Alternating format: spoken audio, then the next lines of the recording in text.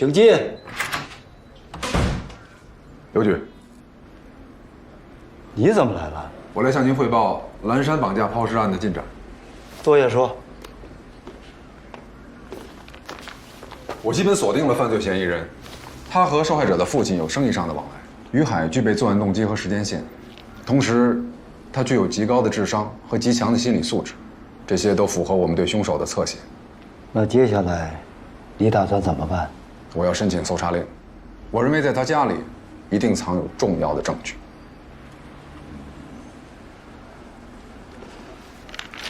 于哥，这个案子是杜磊主抓的，你要好好配合。我明白，刘局。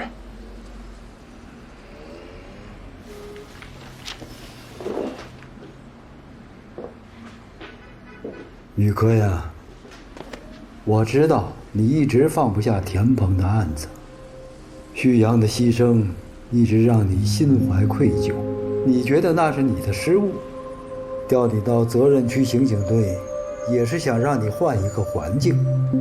另外给你安排个特殊任务，田鹏又露面了。田鹏团伙，我们是一定要打掉的。所以你在办案的时候一定要谨慎，千万不要把自己困在过去的不良情绪之中，啊！刘局，您放心，我不会让我的主观情感影响办案。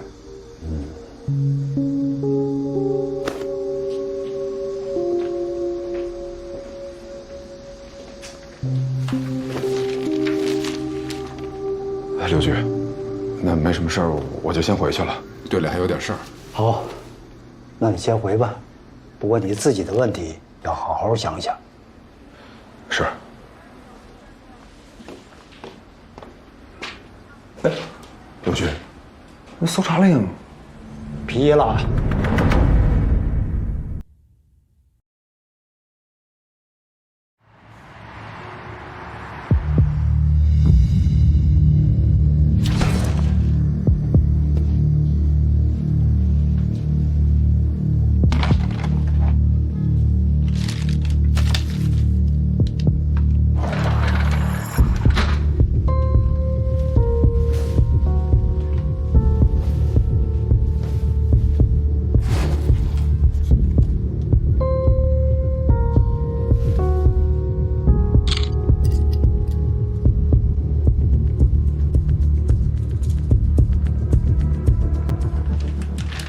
我走。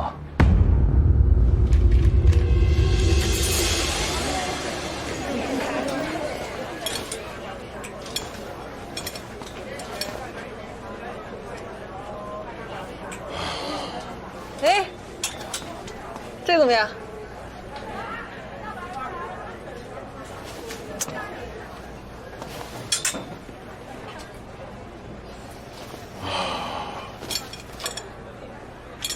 这个呢，绿的，挺好的呀。啊，跳不出来了。啊，你试试这件吧。行吧，给你个面试试。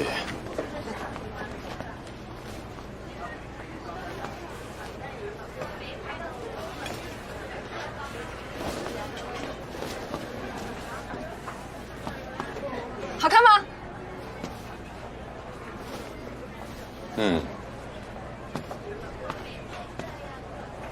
挺好。那就这件。好啊。老板。哎，这件衣服多少钱150。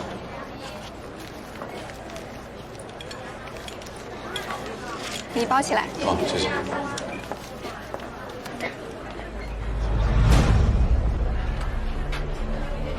是要穿在身上吗？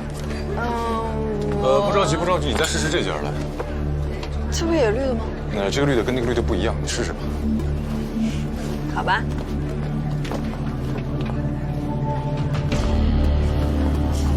交女朋友了？没有，没交女朋友。龙哥，我今天出来是给我妈挑衣服，这不天凉了吗？真孝顺，不是我逼你啊，咱们已经快到期限了，你可别跟我玩什么花样，明白吗？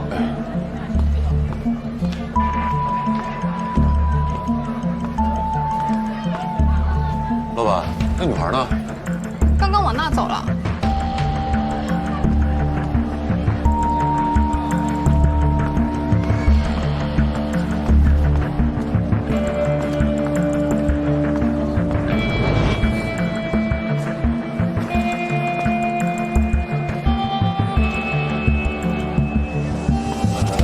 顾杰，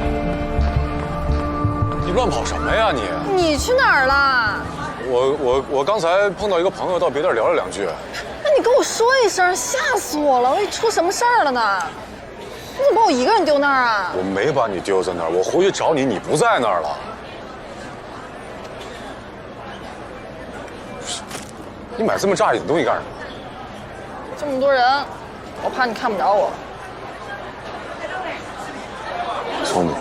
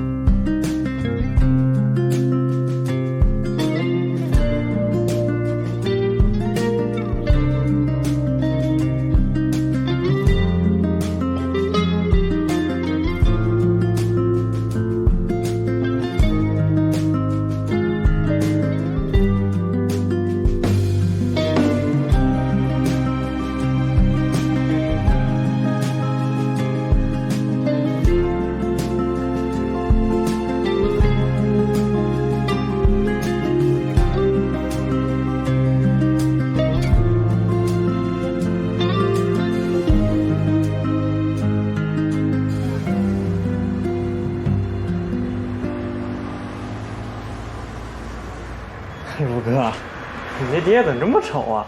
不会在家一直都是嫂子帮你叠衣服吧？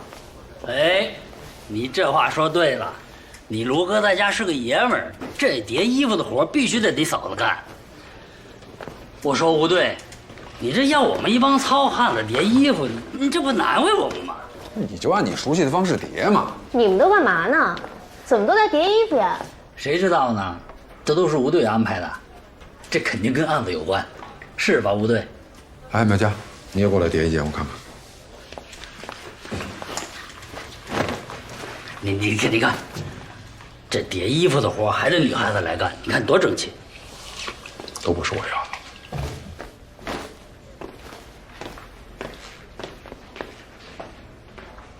什么意思呀他？哎，你们都下班吧，都下班吧啊！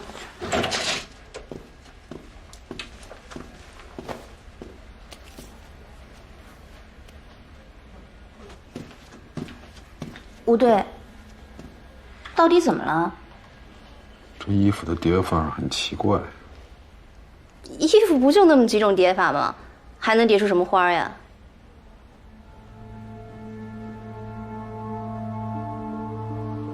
你能叠成这样吗？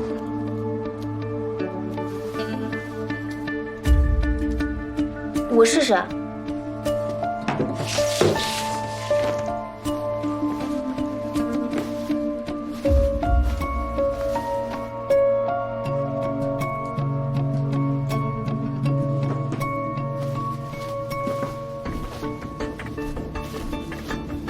哎，等，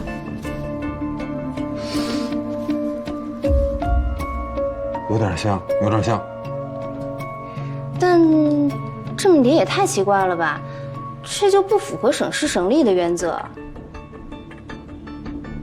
男人会这么叠衣服吗？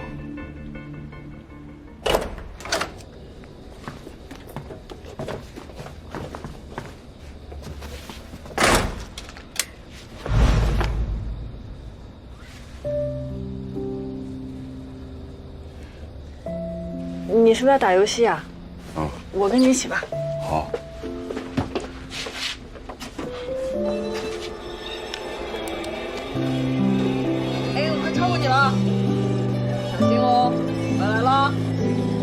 你一只手挡着，让着点我。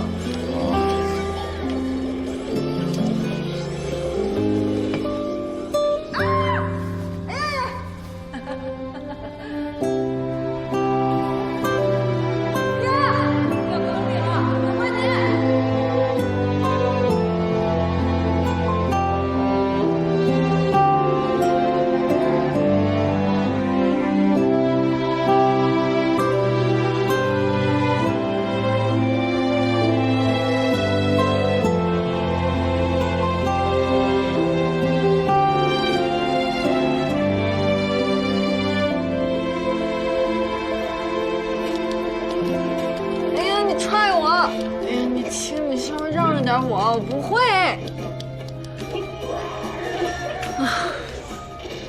不玩了，一点都不好玩。这游戏有问题。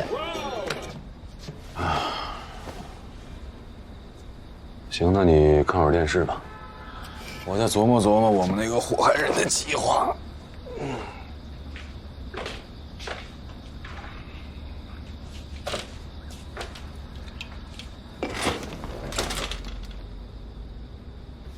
哎，我想玩你给沈辉做的那个游戏，你调出来我玩玩。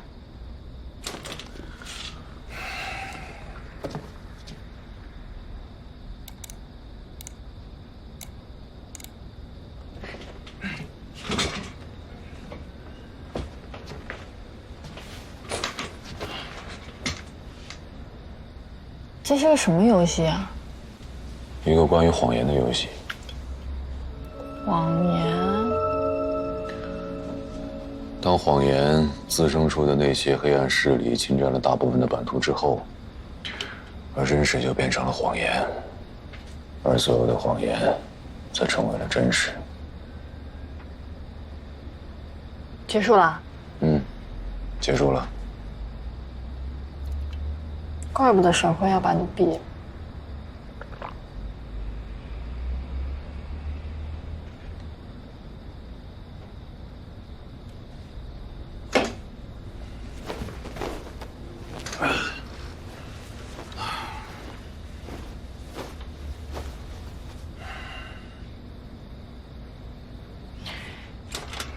我给你讲个故事吧。不需要。醒醒！哎呀，你怎么又装睡？你醒醒！你听我讲故事，我这故事对你这游戏有帮助。讲了啊。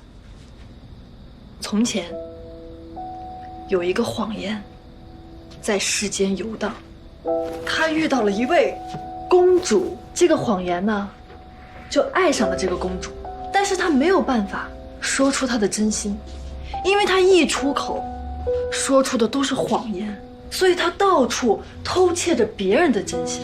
被窃取真心的人呢，想想，听着呢。被窃取真心的人就开始疯狂的欺骗，这些他都看在眼里，可是他没有办法停止，因为他在公主面前已经变得不像自己了。后来呢，他终于收集了所有的真心，去向公主表白，说出了那句“我爱你”。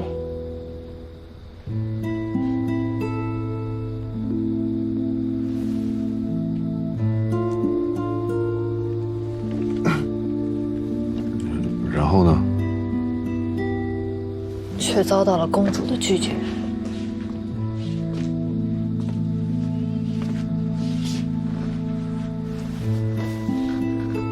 公主转过身的那一瞬间，泪流满面，因为没有人知道，其实公主也是个谎言。她没有办法说出“我愿意”。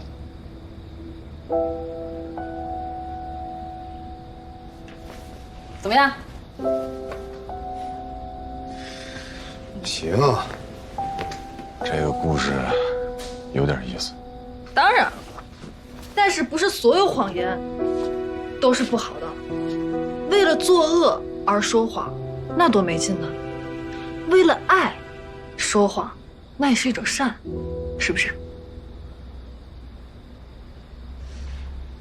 能做出那样干巴巴的游戏，说明你这儿缺点东西。缺什么？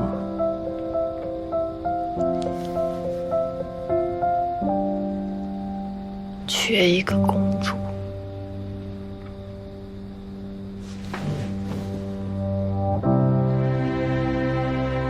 我不需要。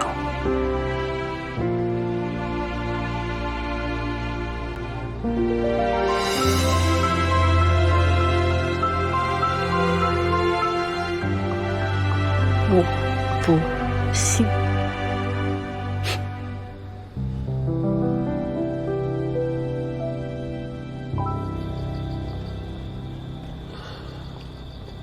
听说你调到中队了？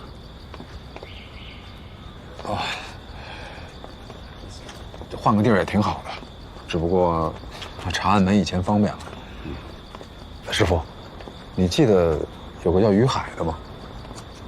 于海18年前的南城坠楼案，有个叫于兆和的男的喝多了，从阳台上掉下来，直接坠亡。有些印象。他是不是有个儿子啊？没错啊，这儿子就叫于海啊。他现在是我手头这个案子的嫌疑人。你确定了吗？80%的把握吧。我还记得，当时在问询的时候，这个孩子和他妈妈那种表情，有一种说不出来的东西。但是，我不敢确定自己的感觉。你怎么锁定他是犯罪嫌疑人呢？有一些间接的证据，还有我的直觉。警察不能没有直觉，但也不要被自己的直觉所迷惑。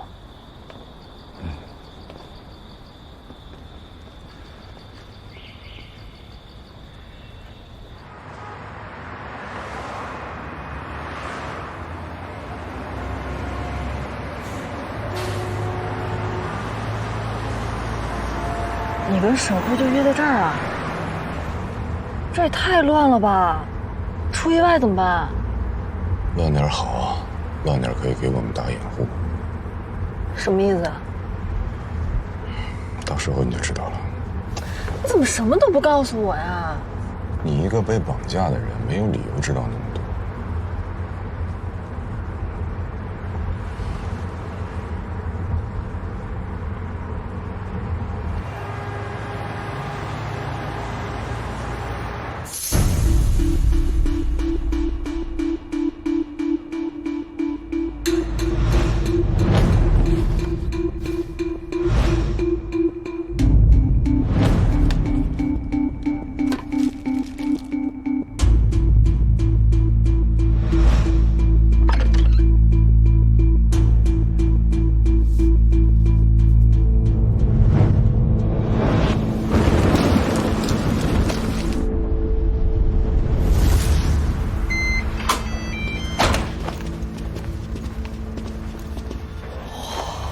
这个不是酒店配套的吧？都能看得见，我怎么什么都不知道啊？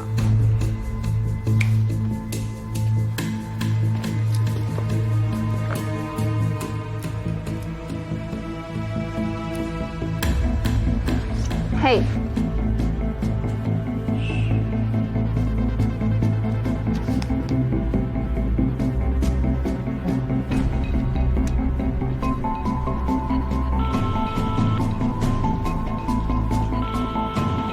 喂，喂，爸，你在哪儿？我在家，小田，你在哪儿？沈先生，麻烦你把400万现金分成2份。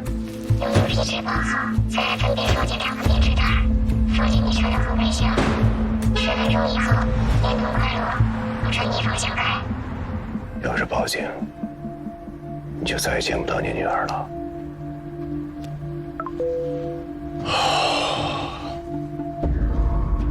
他不会报警吧？今天的行动由你负责跟他联系。我？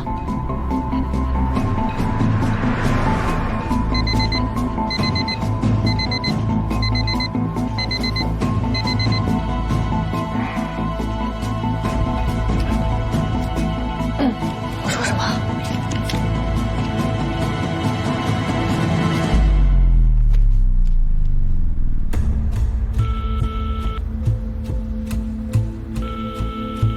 喂，爸，你现在到哪儿了？我马上进隧道。你1分钟以后再跟他联络，告诉他往红山方向奔环岛来，然后看我的手势。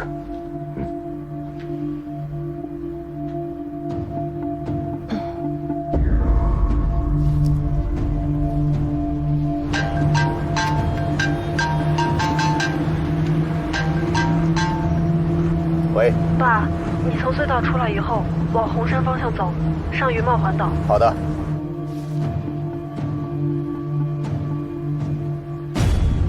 沈先生，麻烦你告诉知青，奔环岛来。不是往青泥方向吗？出口就在我右侧，我到底拐还是不拐啊？喂，喂。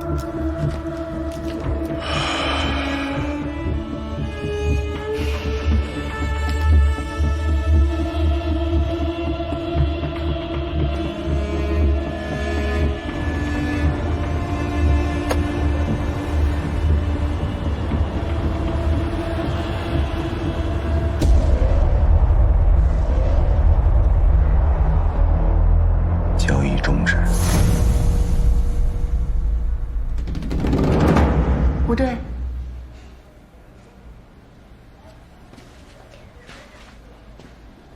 不对，什么事儿？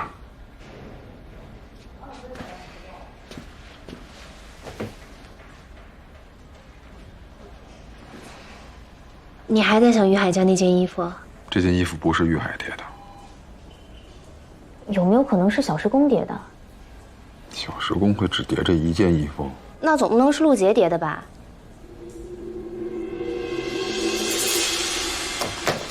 你什么意思啊？耍我玩呢？你怎么会这么想我？什么这么想啊？我以为我们是在跟沈辉玩个绑架游戏，没想到你把我们当猴耍呢。你根本就不在乎那400万，你只在乎怎么把沈辉耍得团团转。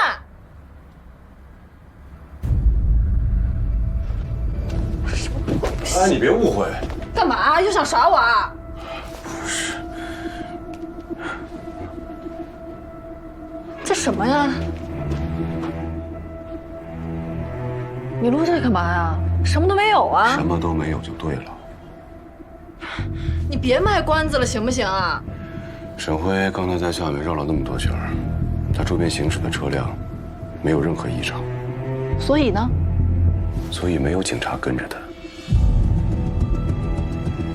他应该没有报警。陆杰住在于海家，还给于海叠衣服，这说明于海并没有限制他的自由，他们相处的关系还不错，甚至可以说他们是一种共谋。为什么？会不会是因为感情？感情？可我们之前查过，于海跟陆杰根本就不认识啊。你还记得吗？咱们之前推断过，死者的鞋子是掉下来之后被人重新穿上去的。是我一直说不清楚，抛尸者为什么会这么做。一个绑匪，一个受害者，会不会是斯德哥尔摩综合症？对。所以，即使是杀了人，或者是被逼无奈抛尸荒野，心里面还有一丝恻隐。不忍心看他这么不体面的离开。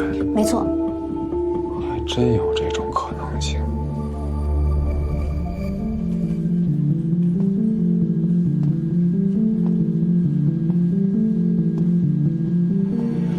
我们得好好查查这个于海和陆杰到底是什么关系。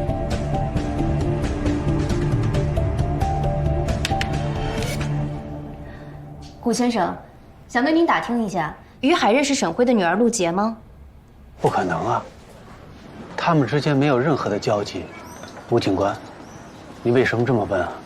在绑架案当中，受害者的熟人作案这一比例占到了所有绑架案的75%，而其中大多数受害者最终还是遭到了杀害。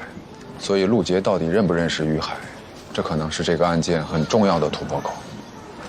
所以沈先生，你确信他们两个之前没有任何关系吗？小杰的嘴里从来没有说过于海这个名字。没说出过不代表他不认识啊。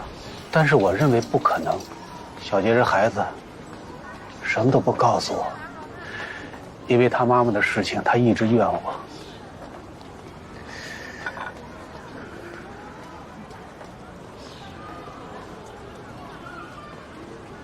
陆杰离家出走那天，你注意到他有什么异样吗？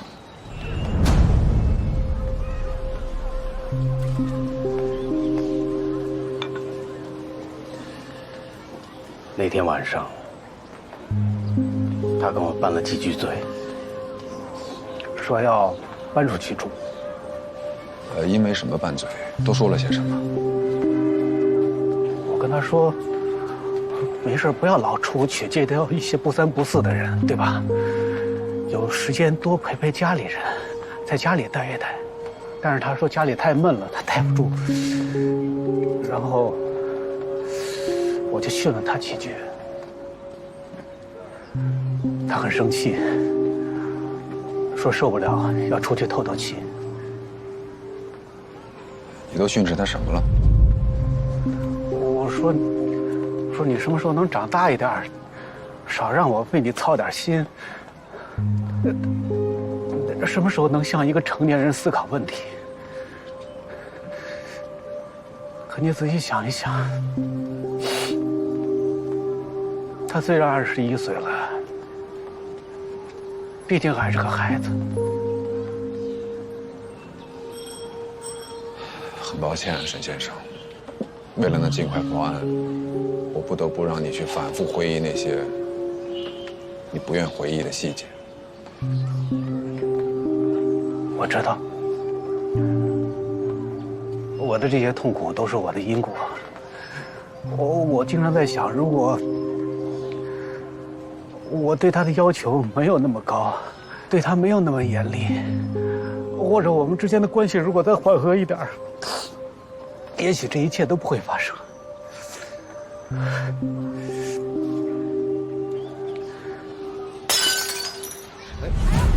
注意点啊！谁让你放这儿的？怪我呢。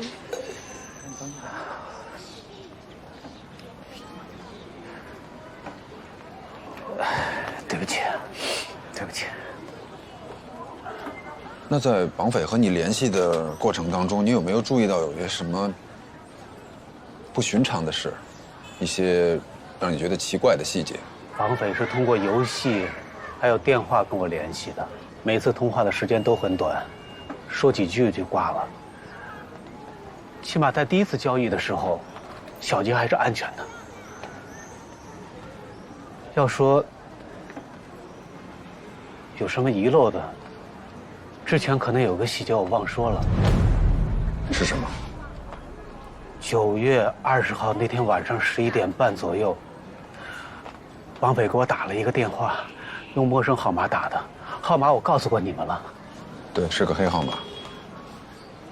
在那个电话里，我听到了轮船汽笛的声音，只响了一声，但是我听得清清楚楚。那于海有女朋友吗？或者说是一般的女性朋友？这个就是他的私生活了，我不太清楚。啊，不好意思啊，接个电话，我最近事儿特多。哎，陈总你好。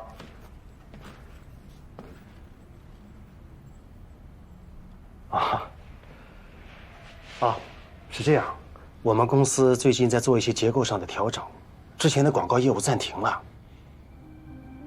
是，我知道。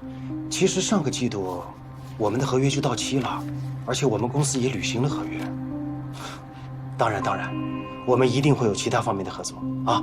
再见。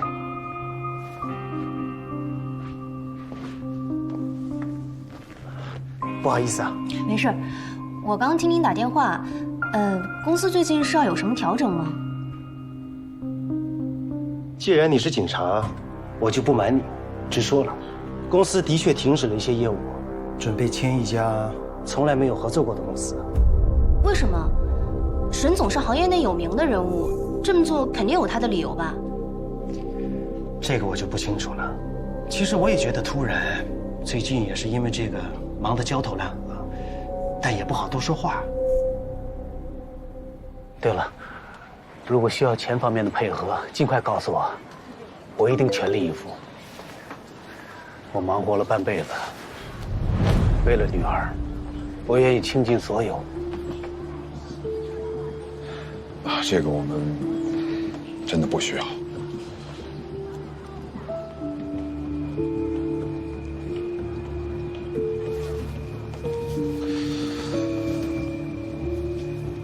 沈先生，最近你突然停掉了很多公司的重要业务，是吗？啊？为什么？啊，从今年开始，整个市场不太景气，我们公司也面临着业务结构的转型。有些项目我早就想停掉了，但是你知道，开公司不是一个人的事情，所以有些决定我迟迟没有做出来。那你的意思是，你停掉这些业务不是你突然做出的决定，但为什么你公司的人觉得你的这个决定很突然呢？我是公司唯一的老板，有些决定我一个人做就够了。明白。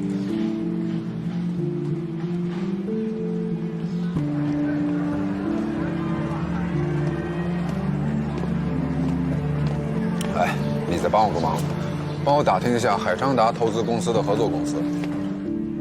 海昌达？海昌达不就是那个大老板沈辉的公司吗？是吧？对啊，帮我打听一下他的合作公司都有哪些，他最近又停掉了和哪些公司的合作，为什么？好，我知道了。9月20号，绑匪曾去过一个有轮船汽笛声的地方，之后他很快回城，按照最初与沈辉约定的时间来到了环岛。他应该选择一个视线没有障碍，可以看到沈辉整个行动的制高点，以确保没有警察跟踪。吴队，你是怀疑绑匪交易赎金的时候就藏在这个酒店的房间？这一侧的房间正好能观察到广场的全貌，是个很理想的位置。沈辉在笔录里说，绑匪让他开着车在云茂环岛转了好几圈，这到底是什么用意？也许他在观察，也许他在享受操纵他人的快感。他为什么要取消这次交易？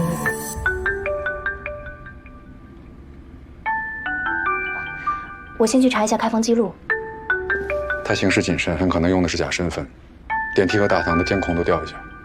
是。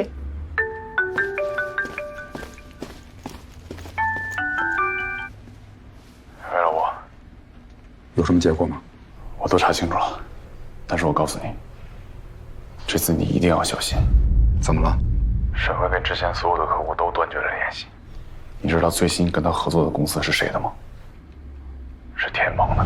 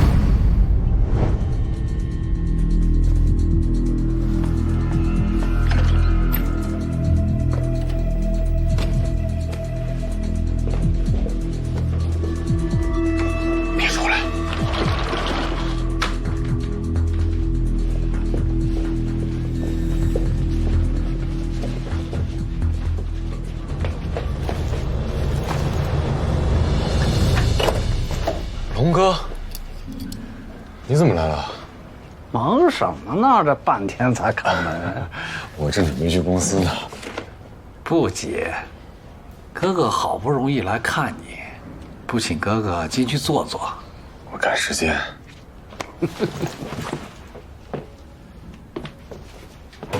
有点意思。坐，兄弟，咱们谈谈心呀。来吧。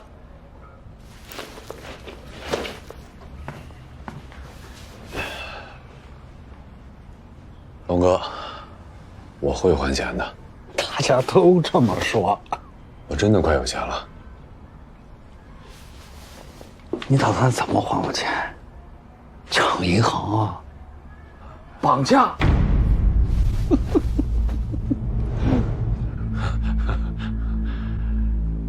有人愿意投我这个游戏了。行，我呢就是过来提醒提醒你，借一下你的卫生间用一下。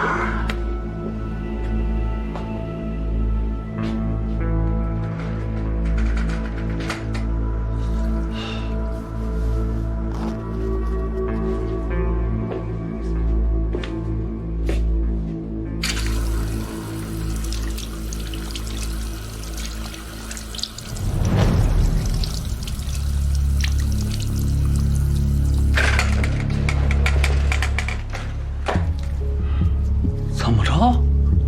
守着我呀？我是怕龙哥在我这儿耽误太多时间了。赶我走？行，我现在就走啊。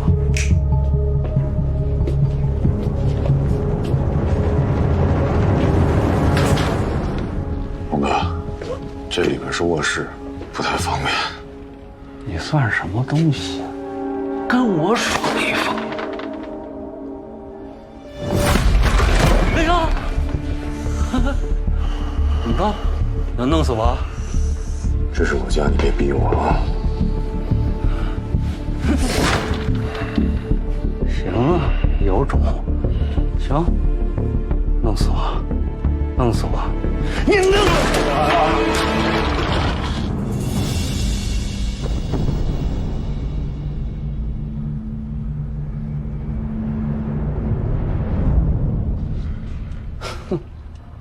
我还以为有忧呢，藏个什么劲呀？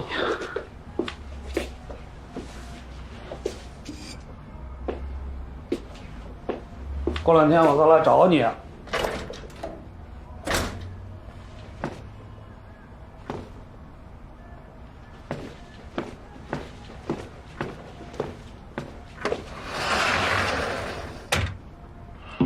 你跟人打架了？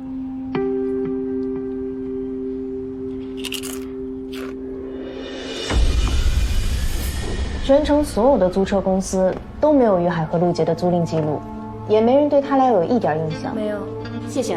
是啊，我到交通局查了一下车辆信息，还有监控，就连这个存在隐患的报废车上路的信息都没有。最近2周的，稍等我看下，一共有18起，其中要么就是已经确定破案了的，要么就是已经判定此次出城。至于于海，没有一起符合他的行动线。那这怎么办？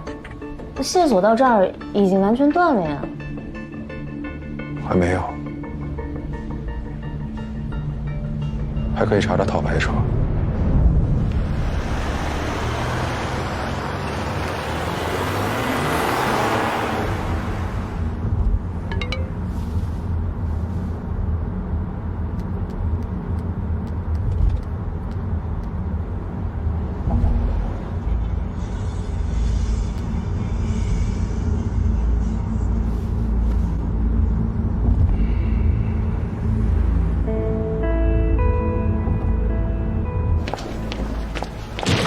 吴队，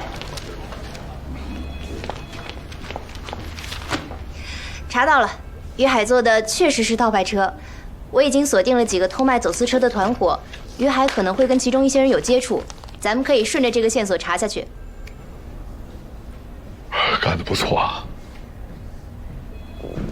你怎么看着这么累啊？我昨天想了一些案子的细节，所以你去看看老罗他们忙得怎么样了啊？哦，好。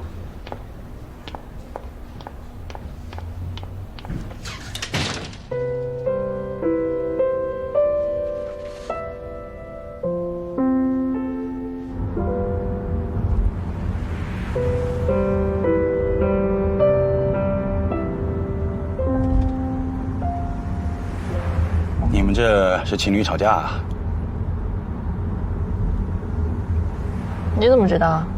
能看出来呀，这儿到郊区快50公里，殷二伟一上车啊，一句话都没有说，这不是情侣吵架是什么？那您可猜错了，我们不是情侣，我们是夫妻。嗨，夫妻吵架就更正常了，还有夫妻坐我车直接打起来了的。我们现在就要去民政局办离婚手续的。这不是去民政局的路啊。我们得回去分家产啊。能不能别胡说八道了？怎么，不想跟我分开啊？让我歇会儿吧。你看，不是我们吵架不说话，是他太累了。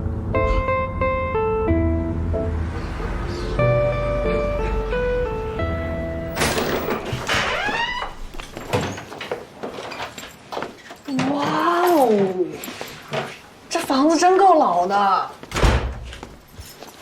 我都没住过这么老的房子。天哪，真怀旧。这你的房间吗？我爸妈的房间。那你的房间在哪儿啊？我住阁楼。阁楼？嗨，你多久没回来住了？偶尔回来收拾一下。那你怎么不住这儿啊？我乐意。哎，那你爸妈晚上在床上干点啥事儿，你听得见吗？当我没说。哎，我们晚上在这儿做饭吃吧。太麻烦了，还是点外卖吧。不麻烦，我今天高兴啊，就得露一手。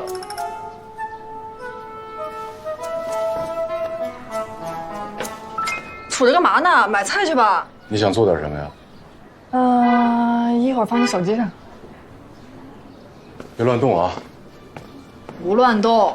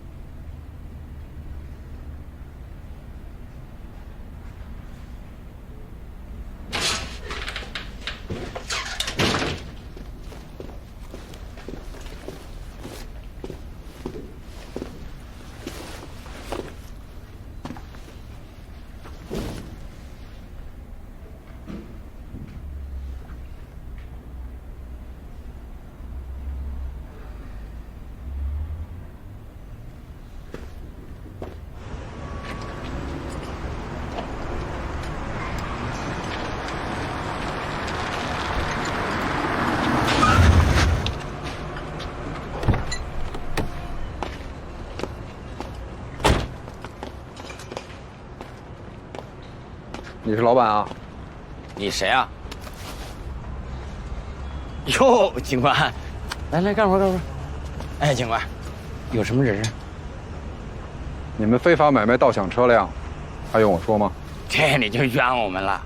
我就一个报废车拆解厂，我们有正规手续，违法事我不敢干。装傻是吧？你跟我走一趟吧。哎，配合调查。别，警官，就搁这儿问吧。有什么我们能配合的，一定全力配合。最近2周卖了几套牌子？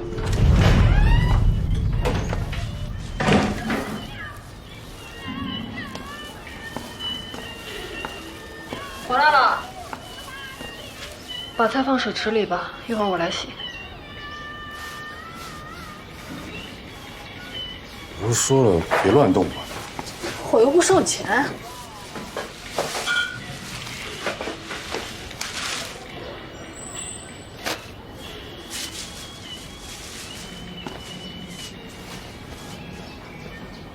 你买的？买菜送的。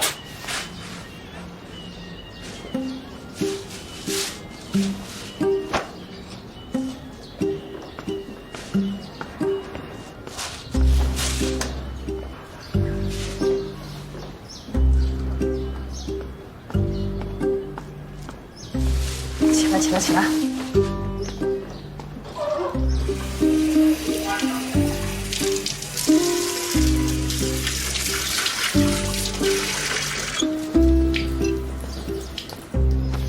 哎，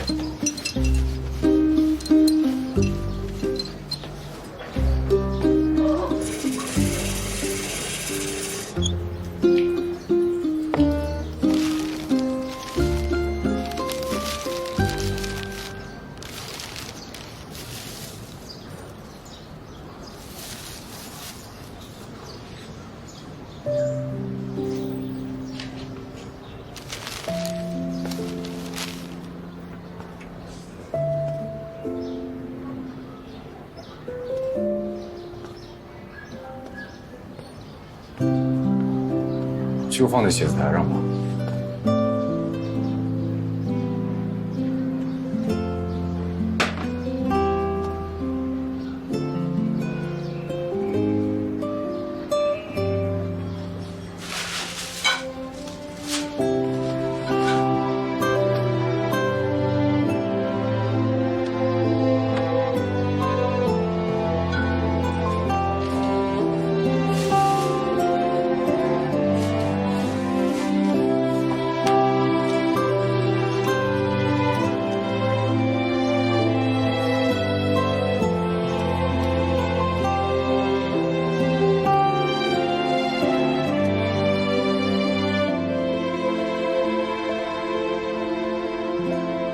怎么样？什么怎么样？好吃吗？好吃。你觉得哪个好吃？这个。来，多吃点儿，撑死你。哦，不能剩啊，都吃了。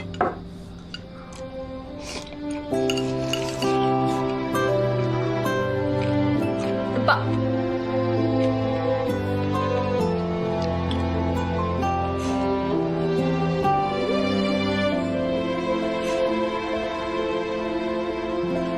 你笑什么？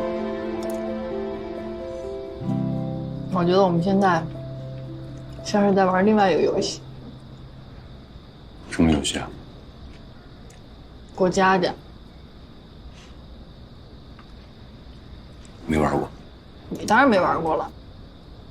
你们男孩不都嫌弃这个游戏吗？我小时候玩过家家，爸爸妈妈、奶奶我都演过。爸爸你也演？你们男孩都不玩啊，逼得我只能反串啊。哎，你看，孩儿他妈，快点做饭，我去接孩子回来了。哎，你试试，你嘴上试试，你试试。我不会。哎，不过，你要是玩这个，你一定是个好爸爸。你凭什么这么说啊？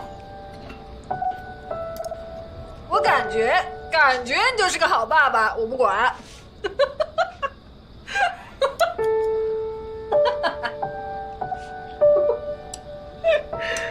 亮，真可爱。沈辉对你就真的那么不好吗？你有病吧？提他干嘛呀？他好不好又不重要。其实这个世界上还有很多比你更不幸的人。你说的是你吧？哎呦，我都逗你一晚上了，我还给你做这么多菜，你能不能乐一个呀？你小时候笑多灿烂，你怎么长大老拉了个脸啊？我小时候，对啊。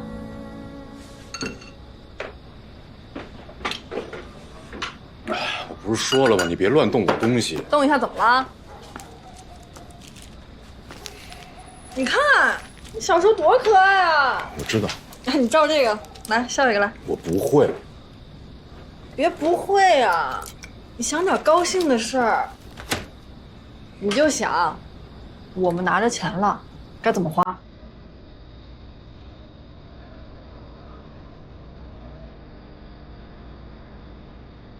先把我的游戏做完，然后呢？然后开发新的游戏。我的天啊！怎么老是游戏啊？生活呢，哥哥？你要享受生活。你学习一下我。我要拿着钱，我就去海边买个房子，面朝大海，春暖花开。哎呀，把它装修成我喜欢的样子，特别温暖，特别温馨。到时候请你来玩啊！说的跟真的一样。我说的本来就是真的。在我看来，游戏比生活真实。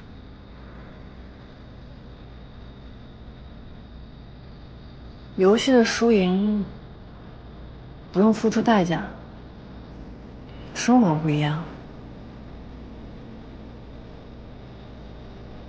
可是玩游戏我是不会输的。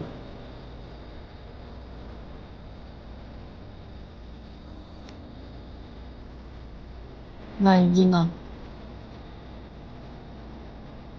万一，那就是你出了问题。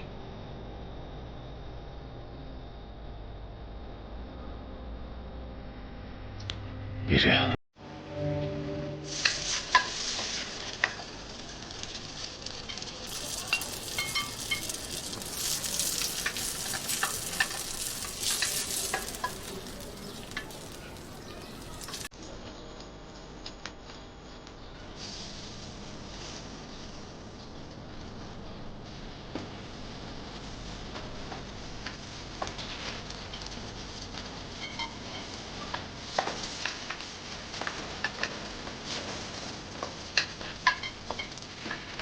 起来啦！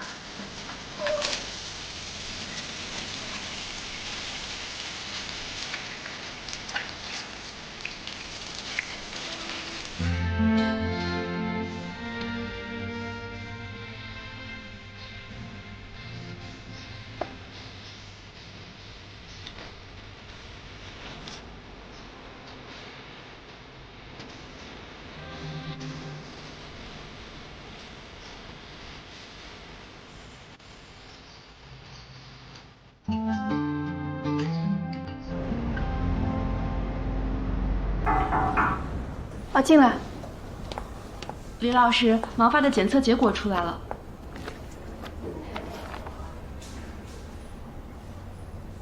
你先去忙吧。好。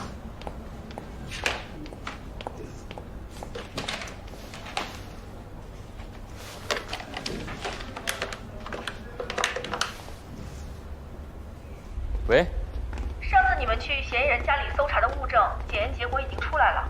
怎么样？屋子里面采集的指纹都属于于海一个人。于海鞋底的泥土经检验，其中确实含有疑似蓝山泥土的成分。但是有这样土质的地方很多，所以我们没有办法确证于海就去过蓝山。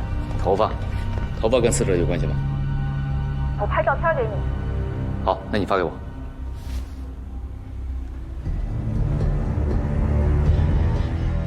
哎，停！倒回去3秒，就上方中间那个，暂停。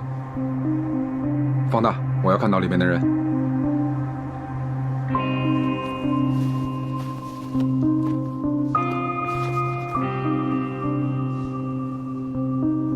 绑匪乘坐的套牌车9点30分出现在梅城高速，11点半在一个有汽笛声的地方给沈辉打了电话，时间线上是合理的。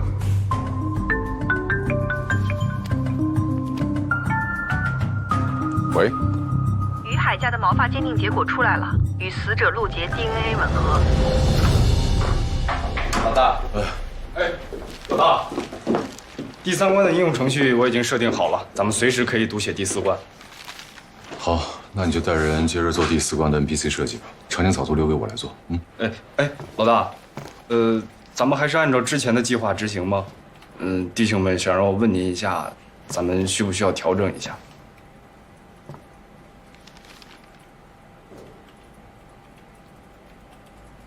一切照原定计划进行，资方的事情我来处理，你们只需要把精力放在开发游戏上。好嘞，老大。那既然您这么说，那我们也安心了。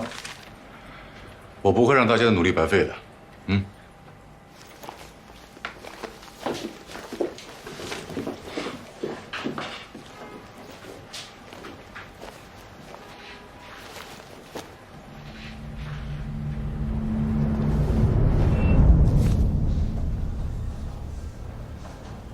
在现场有找到他的指纹吗？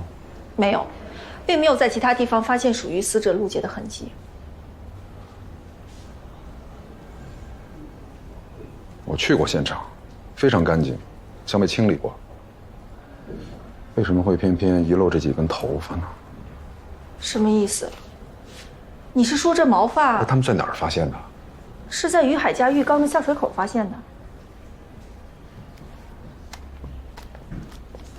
或许他根本没有想到这些毛发会遗留在现场。你要知道，再高智商的罪犯也一定会有疏漏。这个世界本来就没有天衣无缝的犯罪。要是这样的话，这件事情就太顺了。查案顺利不好吗？我是一种直觉，如果一件事情太顺利了，就说明这里面一定有不被我们所察觉的反常，而真相往往就藏在这样的反常里。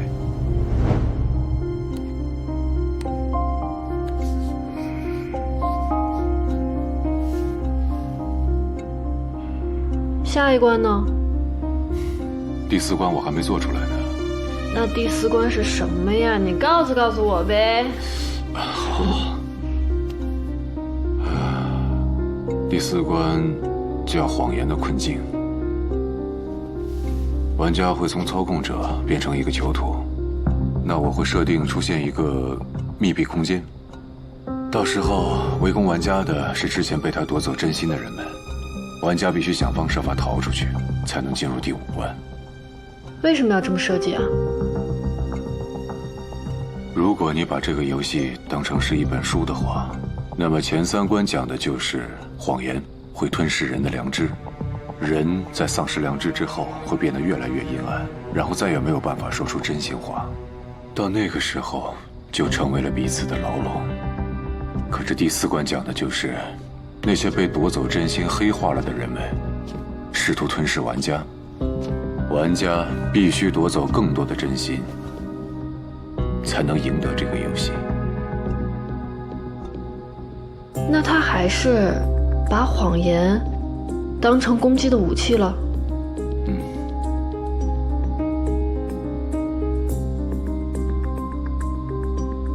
其实我觉得他可以把真心还给这些人，拿到真心的人就解除了他自己的牢笼，那玩家的困境也就不存在了。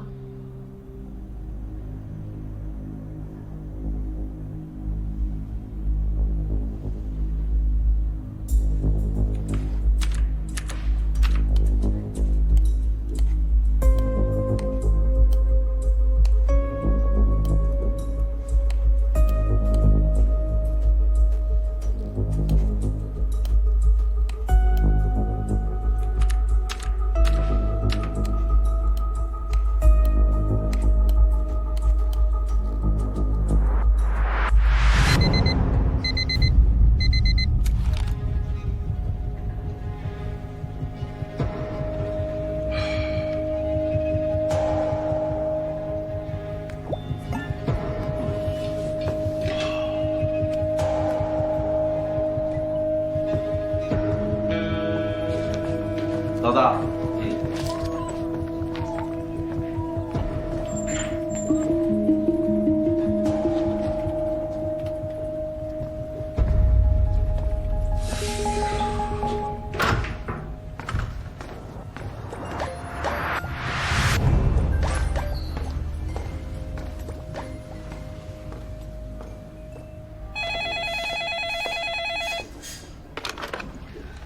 您好，这里是南山责任区刑警队。哎，刘佳，专案队发现什么线索了吗？重案队在于海家发现了陆杰的头发，现在就等他们抓到于海了。那咱们这案子是不是快破了呀？这个案子没那么简单。在于海家里发现陆杰的头发，不就指向他曾经囚禁过陆杰吗？而且你不是一直也在怀疑于海吗？陆杰的头发只能证明陆杰曾经在于海家出现过，但我们现在一直都没有直接证据证明于海行凶杀人。还有一点我们不能忽视，这是一起绑架杀人案，可我们到现在也没有找到于海绑架陆杰的直接证据。那吴队，咱们接下来要怎么办？你先把套白车买卖的线索交给队里跟进。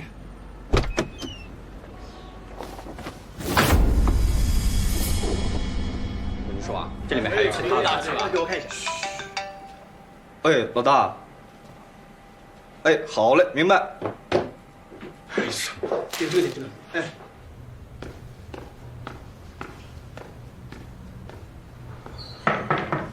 老大，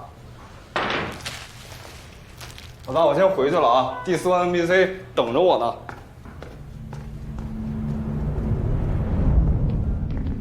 目前所有的证据都指向了于海，你们大家对此有什么看法？于海目前是这桩案件的首要嫌疑人，在他家中发现的是陆杰的头发，这就是最有力的证据。可以推测，陆杰死前是被于海囚禁在于海家中，于海家可能就是第一案发现场，然后他选择了在蓝山抛尸。我们这里发现受害人的头发，确实是重要证据，但你在于海家找到于海杀害陆杰的直接证据了吗？比如说凶器或者血迹？没有。那认定于海就是杀人凶手，还为时尚早吧？没错，于海是最可疑的嫌疑人，但是仅凭这点证据，还不能完全证明于海就是凶手。我们目前的首要任务是找到于海，将这个案子再撕开一个口子，否则你们还会在原地打转。这桩案件是近些年来少有的恶性案件，如果不能尽快破案，会在社会上引起很不好的影响。刘局，我这里有2条关于于海的线索。我们找到一辆车，这辆车的通行时间与行动线和我们推测的于海的作案时间高度吻合。如果能找到这辆车，应该还有其他重要证据。另外，我们还了解到，于海在郊区有一套老房子，我想那很可能是于海另外一个藏身地点。我建议对此处马上进行搜查。这2条线索非常重要，你就按照这辆车查下去。多来带人去于海的老宅，搜他个清清楚楚、明明白白。你们俩要密切配合，尽快破案。是。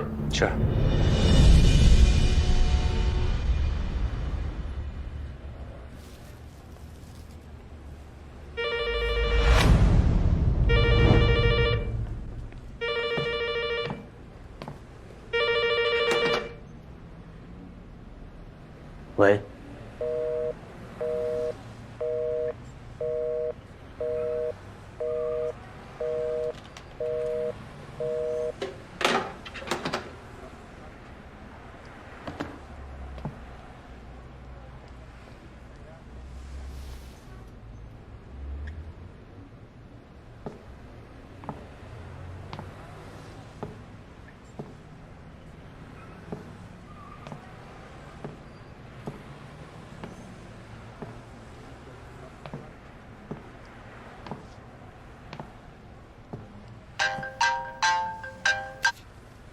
喂，爸，绑匪让我告诉你，现在开车去转盘，在上次说好的地点交易。